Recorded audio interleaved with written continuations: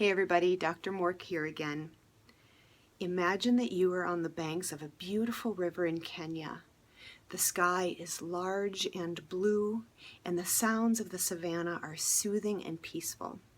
Your friends are fishing, and you're just sitting with them, keeping them company, picking up pebbles and throwing them into the water. Then you notice this beautiful, smooth, large boulder far out into the water, and you wonder, I wonder if I could hit it with one of these pebbles. So you attempt and you are throwing pebbles at this boulder, and sure enough, quite quickly, you make contact. And the boulder starts to move. And you think to yourself, isn't that strange? And you say to your friends, look at that. That rock out in the middle of the river is moving. They all look, and then they spew expletives and the word hippo as they abandon their fishing gear and disperse this way and that, leaving you to think, I just woke up a hippo from his nap.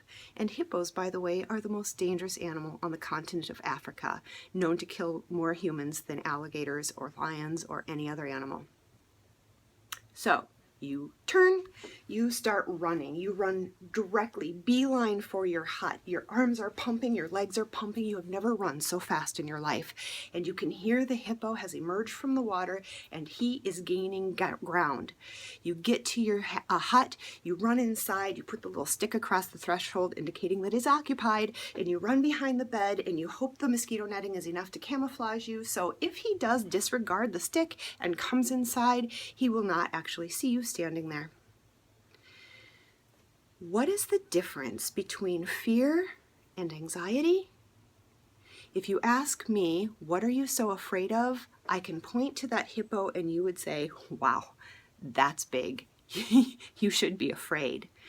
But with anxiety, we get asked, what are you so afraid of? And our answer is often, I don't know, nothing and everything. I'm afraid of identity theft and getting a flat on my way to work, and my cat getting sick, and the dishwasher breaking down, and finances and relationships, and everything feels substantial. But when you speak it aloud, nobody else sees it as big as a hippo. But it feels like a hippo.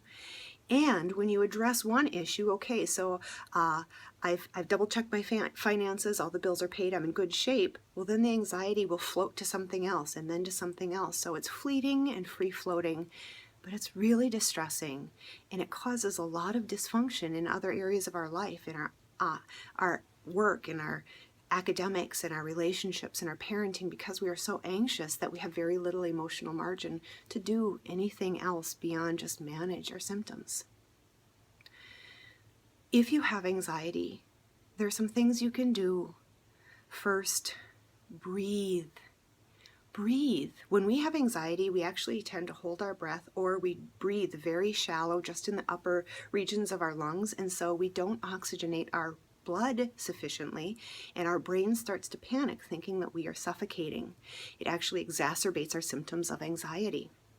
So breathe slowly into your diaphragm, count to 4, hold your breath for 4, and then exhale for 4, and do that over and over again, especially when your symptoms of anxiety are pretty intense. Second, exercise.